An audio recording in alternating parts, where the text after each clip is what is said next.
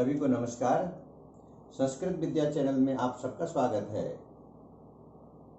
आज हम कक्षा अष्टमी विषय संस्कृतम एकादश पाठः सावित्रीबाई फुले इसका अभ्यास भाग 2 करने जा रहे हैं। अभ्यास भाग 1 में हमने 1 से लेकर के 4 प्रश्न तक समाप्त कर लिए थे। अब हम 5वां प्रश्न शुरू करते हैं भाग 2 के अंतर्गत। तो देखते हैं हम 5वां प्रश्न क्या है। अधोलिखितानि पदानि आधृत्य वाक्यानि रचयत। नीचे लिखे हुए शब्दों को लेकर के वाक्य रचना कीजिए। 5वें प्रश्न में वाक्य रचना की ओर प्रेरित किया जा रहा है। 5वां प्रश्न है, नीचे लिखे जो शब्द हैं उनको लेकर के हम वाक्य बनाएं। तो देखते हैं कौन कौन से शब्द हैं।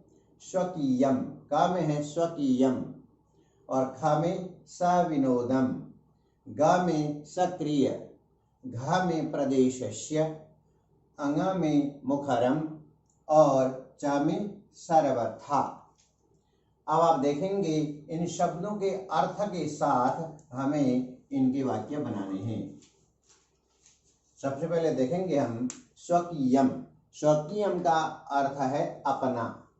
स्वकीयम अपना। इदं मम स्वकीयम कलमम अस्ति। इदं मम स्वकीयम कलमम अस्ति। यह मेरा स्वकीय बने अपना कलम है।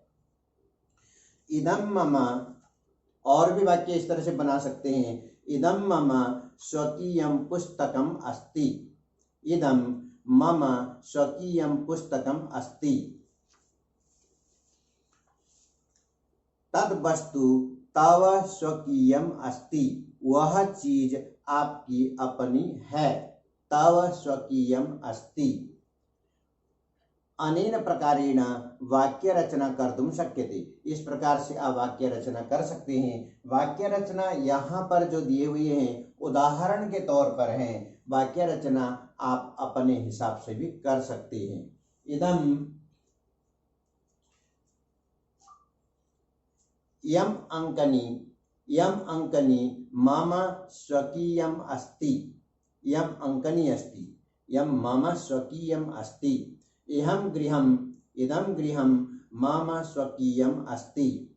तो स्वकीयम यहाँ पे अपना लगा करके आप कोई भी वाक्य बना सकते हैं। दूसरा देखेंगे सविनोदम। सविनोदम का मतलब आनंद पूर्वक।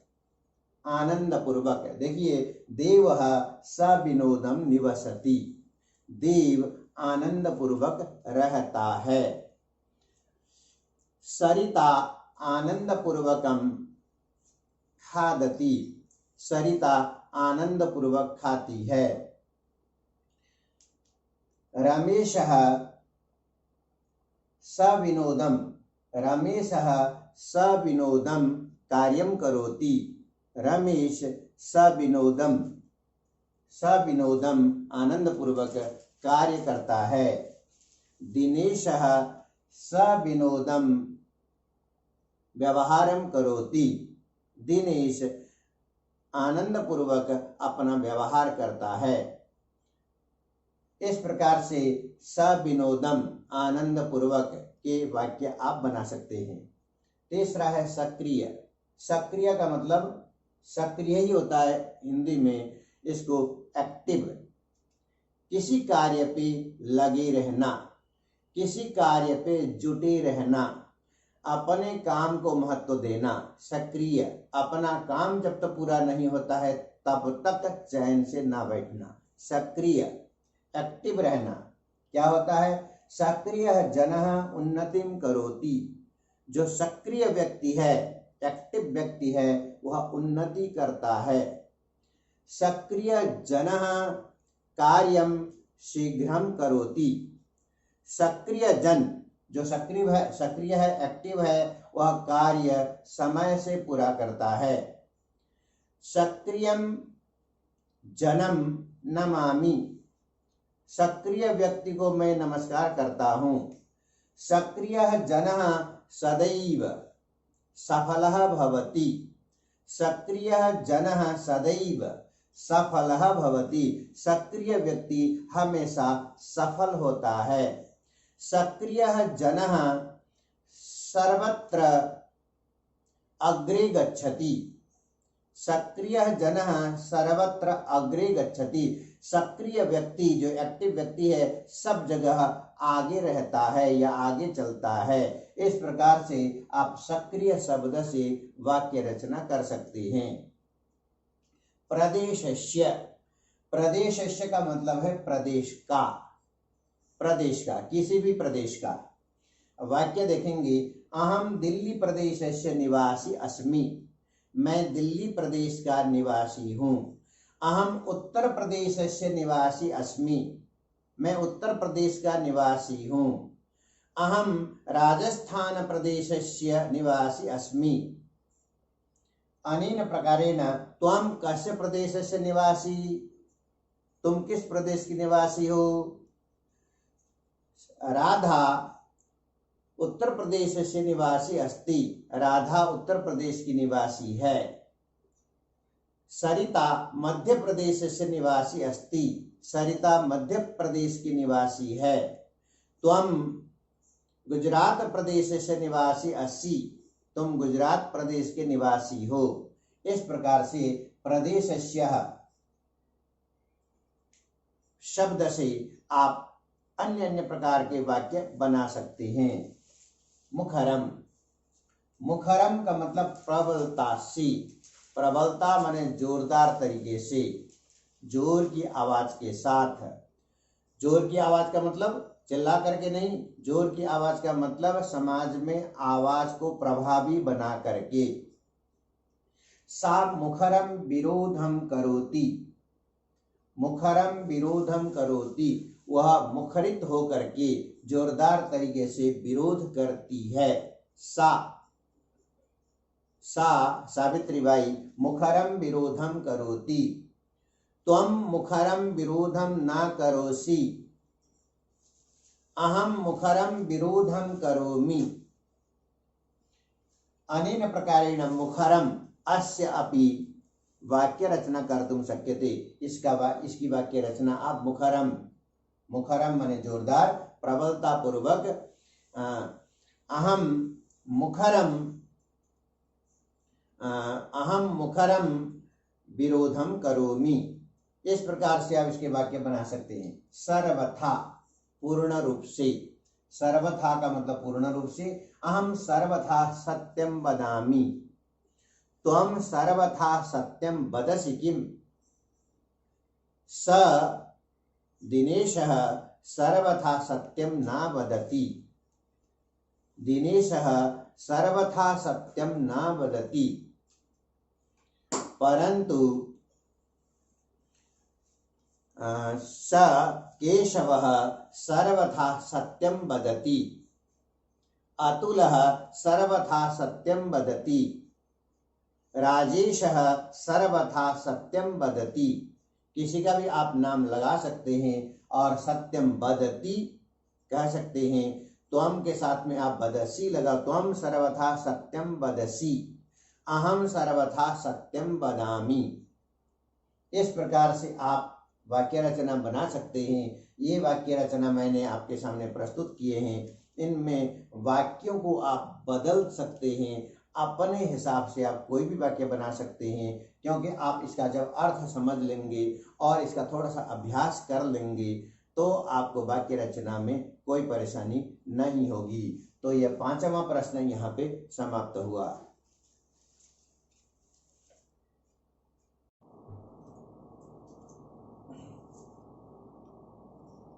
अब आप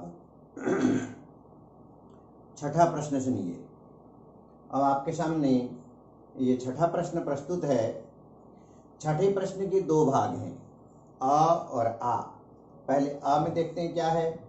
अधोलिखितानि पदानि आधृत्य वाक्यानि रचयत। छठे प्रश्न के अ में भी 5वें प्रश्न की तरह से वाक्य रचना के लिए कहा गया है। तो वाक्य रचना में कौन से शब्द हैं जरा देखते हैं। उपरि, आदानम, परकीयम, विषमता, व्यक्तिगतम आरोह। ये शब्द दिए गए हैं छठे प्रश्न के आ भाग में। अब इनकी वाक्य रचनाएं। ऊपरी ऊपर, आदानम लेना, आदानम का विलोम जैसे प्रदानम होता है, लेना देना। परकीयम दूसरे का, पांचवें प्रश्न में स्वकीयम था, परकीयम का विलोम स्वकीयम, स्वकीयम परकीयम, दूसरे का, पराय का। विषमता असमान रहना, व्यक्तिगतम निजी व्यक्तिगत, और आरोह चढ़ना, आरोह का विलोम जैसे अवरोह होता है। तो वाक्य रचना करते हैं। ऊपरी ऊपर, वृक्षस्य ऊपरी खगाः सन्ति, पेड़ के ऊपर चिड़िया हैं।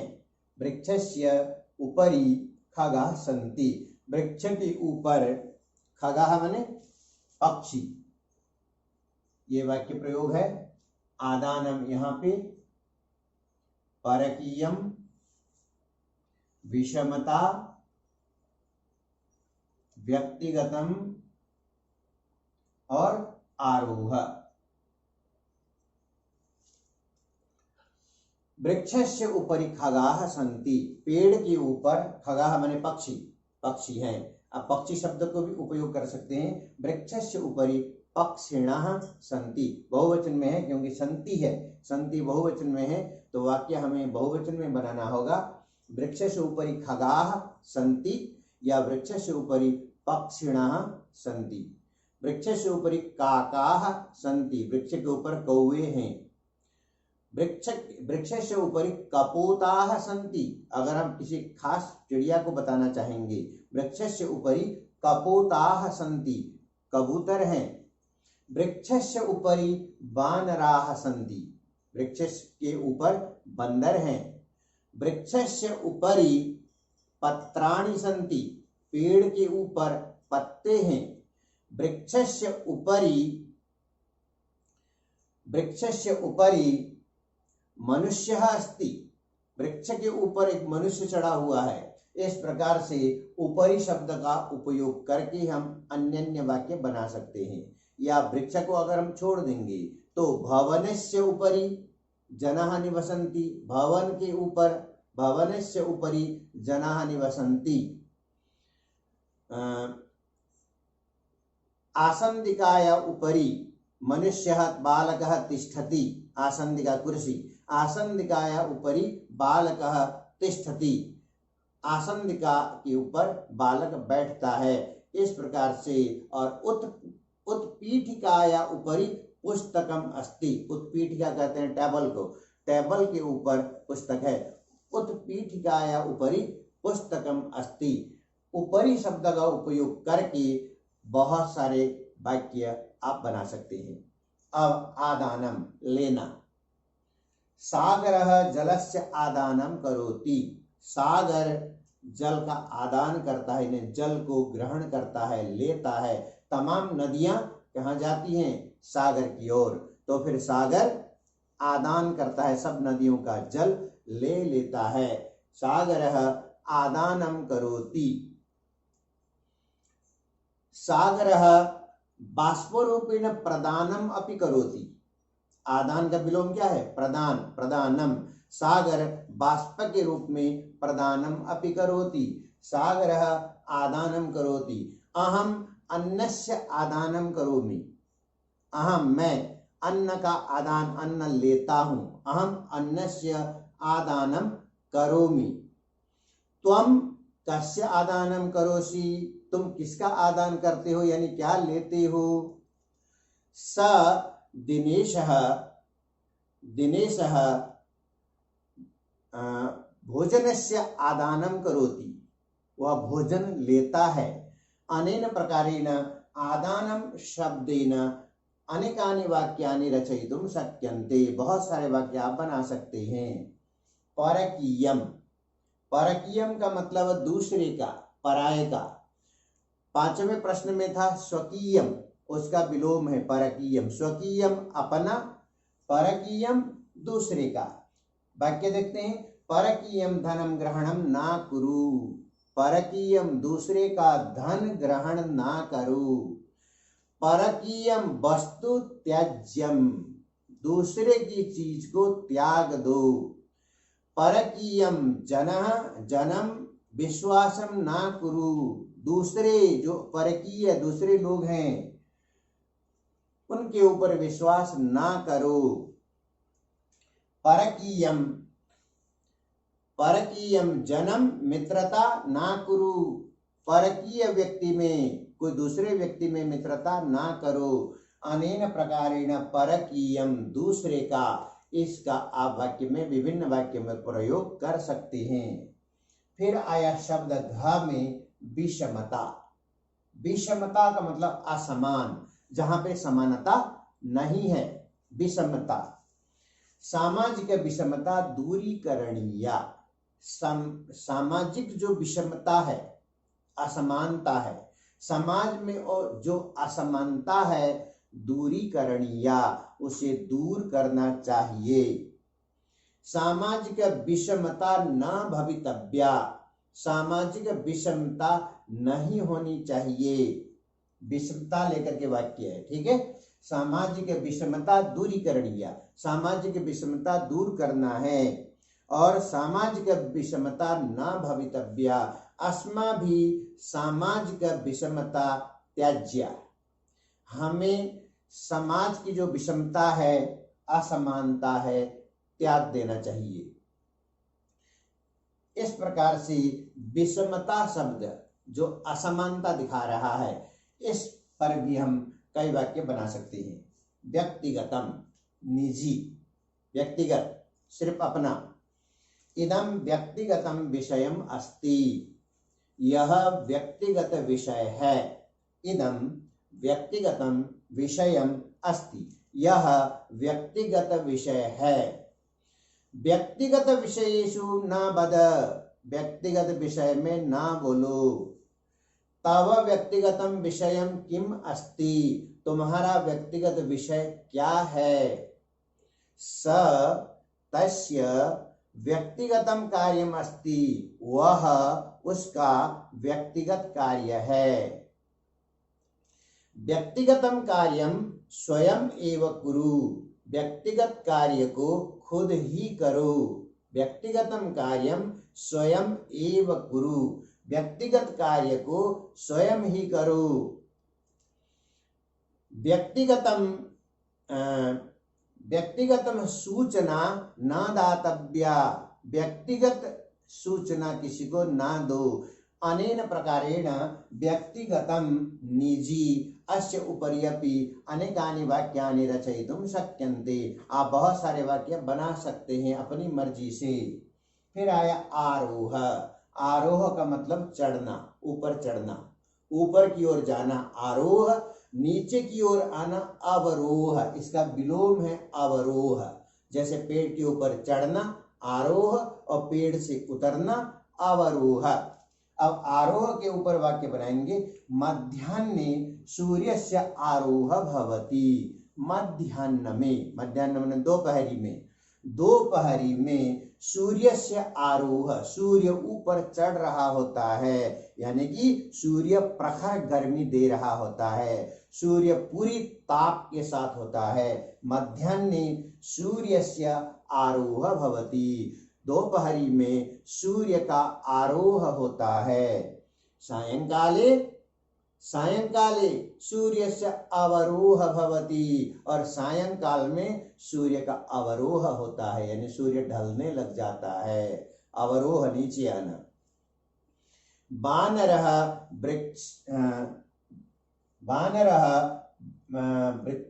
वृक्षे आरोहति, बानरः वृक्ष में चढ़ता है, स पर्वते आरोह करोति, वह पर्वत में आरोह करता है, यानी पर्वत पर चढ़ता है, बालकः वृक्षे आरोह करोति, वृक्ष में आरोह करता है, अहम सोपानेषु आरोह करोमि, मैं सोपान माने सीढ़ी, सीढ़ियों में आरोह करता हूँ, यानी सीढ़ी में चढ़ करके ऊपर जाता हूँ।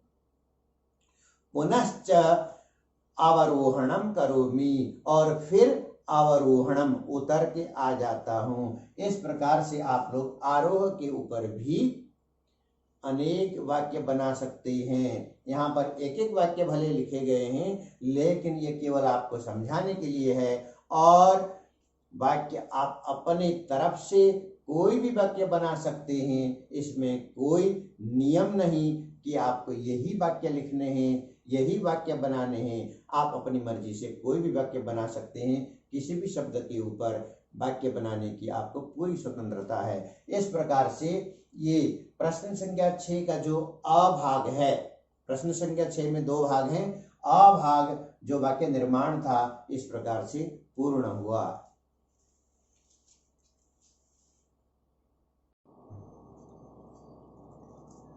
हाँ बच्चों, अब आपके सामने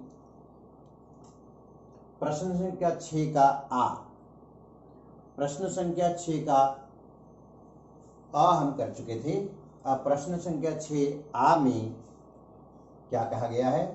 अधोलिखित पदानां समानार्थक पदानि पाठात् चित्वा लिखत। अधोलिखित, नीचे लिखे जो पद हैं, जो शब्द हैं, वो उनमें से समानार्थक पदानि, समान अर्थ वाले पद, शब्द, समान अर्थ वाले पद पाठात् चित्वा लिखता, पाठ से चुन करके लिखो। तो यहाँ पे मंजूषा में ये चुन करके दिए हुए हैं। मंजूषा से आपको समान अर्थ वाले, समान अर्थ का मतलब पर्यायवाची शब्द है, पर्यायवाची शब्द के जोड़े बनाने हैं। हम सीधे सीधे कहें तो देखते हैं पर्यायवाची शब्द यहाँ पे दिए हुए हैं। क में शिक्षणी, ख में पथि, ग में हृदय, घ में इच्छानुसारम, अंगा में योगदानम और च में निरंतरम। अब शिक्षणी अध्यापने, पथि मार्गे, हृदय मनसि, इच्छानुसारम यथेष्टम, योगदानम अवदानम, निरंतरम अविरतम। अब इनका अर्थ सुनिए। शिक्षणे का मतलब शिक्षण करने में, अध्यापन में, अध्यापन करना, पढ़ाना, उसमें दोनों शब्द का एक ही अर्थ है क्योंकि पर्यायवाची है। पथि मार्गे, मार्ग में, पथि का मतलब भी रास्ते में और मार्ग का मतलब भी रास्ते में। हृदय, हृदय में, मनसी, हृदय दिल में। इच्छानुसारम, इच्छा के अनुसार, जैसी जैसी इच्छा हो उसके अनुसार। यथेष्टम, इच्छानुसारम, यथेष्टम में संधि है, यथा इष्टम, यथा इष्टम माने जैसी इच्छा हो। इच्छानुसारम, यहाँ पर भी संधि है, इच्छा प्लस अनुसारम, इच्छा प्लस अनुसारम। और यहाँ पे यथेष्टम में यथा इष्टम, यहाँ पे गुण संधि हुई और यहाँ पे इच्छा और अनुसारम में दीर्घ संधि हुई, इच्छा के अनुसार। और ये यथेष्टम, यथा इष्टम, जैसी इच्छा है उसके अनुसार। तो एक ही बात है। योगदानम अवदानम, योगदान करना, कहीं पर हिस्सा लेना, भाग लेना, अपना हिस्सा का योगदान करना। और अवदानम का मतलब भी वही है, निरंतरम, लगातार, कंटिन्यू, निरंतरम अविरतम, बिना रुके, निरंतर और अविरतम, बिना रुके कार्य करना या कहीं चलना इत्यादि। तो ये प्रश्न संख्या 6 का आ इस प्रकार से समाप्त हुआ।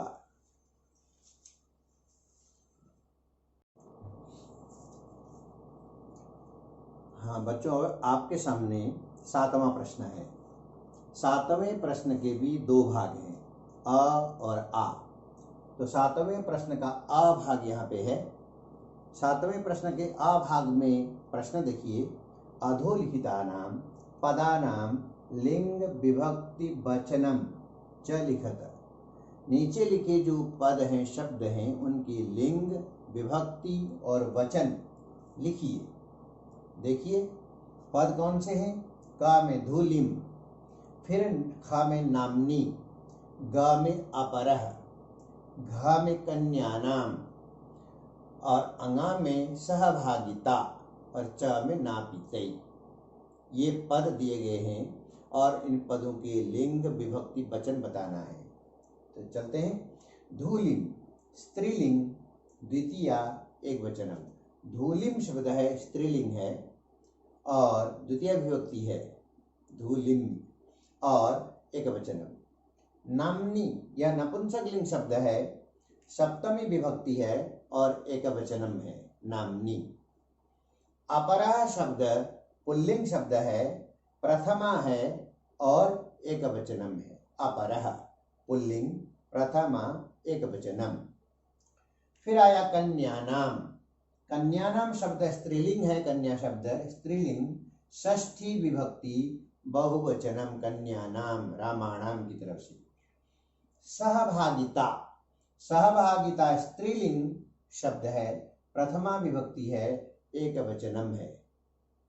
और नापितई, नापितई शब्द पुल्लिंग है, तृतीय विभक्ति है, बहुवचनम है। तो इन शब्दों में अगर थोड़ा सा बदलाव होता है तो उनकी लिंग तो नहीं बदलती, लेकिन उनकी विभक्ति बदल सकती है, वचन भी बदल सकता है। जैसे सहभागिता, सहभागिता में अगर हम सहभागिताम बनाएंगे, सहभागिताम म लगाएंगे, उसमें हलंत म, तो स्त्रीलिंग रहेगा, लेकिन यहाँ पे द्वितीय विभक्ति होगी, द्वितीय विभक्ति हो जाएगी सहभागिताम, वचन एक ही रहेगा। तो इस प्रकार से अगर थोड़ा सा बदलाव होता है तो लिंग तो नहीं बदलती, विभक्ति बदल जाते हैं, और वचन अगर बदल देते हैं तो वचन भी हमें बदलना होगा। तो इस प्रकार से धूलिम स्त्रीलिंग द्वितीय एकवचनम, नामनी नपुंसकलिंग सप्तमी एकवचनम, अपरः पुल्लिंग प्रथमा एकवचनम, कन्यानाम स्त्रीलिंग षष्ठी बहुवचनम, सहभागिता में स्त्रीलिंग प्रथमा एकवचनम और नापितई पुल्लिंग तृतीया बहुवचनम। इस प्रकार से यह प्रश्न संख्या 7 का अभाग, जिसमें लिंग, विभक्ति, वचन बताने के लिए कहा गया था, यह समाप्त हुआ।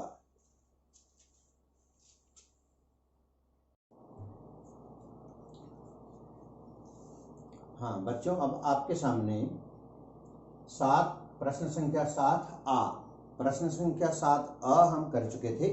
अब प्रश्न संख्या 7A को जरा सुनिए। उदाहरणम अनुसृत्य निर्देशानुसारम लकार परिवर्तनम कुरुत। उदाहरणम अनुसृत्य, उदाहरण को देखकर, उसका अनुसरण करके, निर्देश के अनुसार, जैसा निर्देश दिया जा रहा है, यानी जो कहा जा रहा है उसके अनुसार लकार परिवर्तन कीजिए। लकार का मतलब काल, जैसे भविष्यत काल, वर्तमान काल, लकार परिवर्तन कीजिए, बदलिए।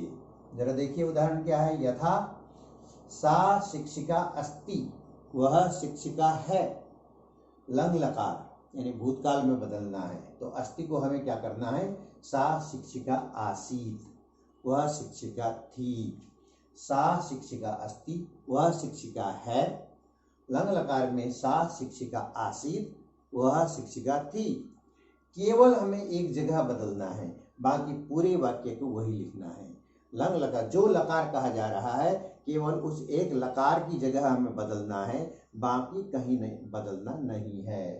ध्यान दीजिए। क में सा अध्यापने संलग्ना भवति, वह अध्यापन में यानी पढ़ाने में संलग्न हो जाती है, जुट जाती है, भवती हो जाती है। लिट लकार में, लिट बने भविष्यत, सा संलग्न, सा अध्यापने संलग्ना भविष्यति, वह अध्यापन में संलग्न होगी, होगी बाद में भविष्यत काल में। तो लिट लकार में भविष्यत काल में भविष्यति होगी।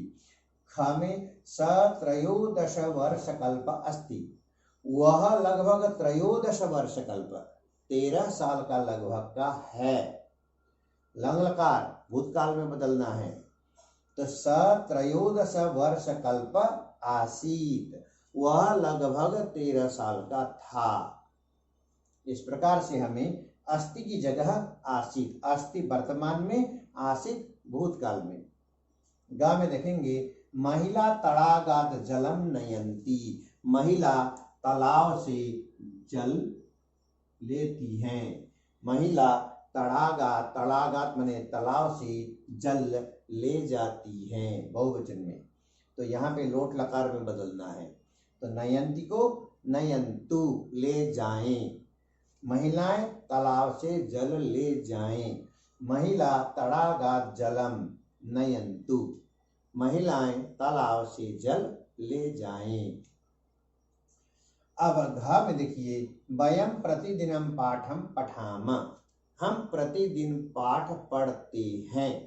वर्तमान में हो गया, विधिलिंग में करना है। वयम प्रतिदिनम पाठम पठेम, हम प्रतिदिन पाठ पढ़ें, हम पढ़ें।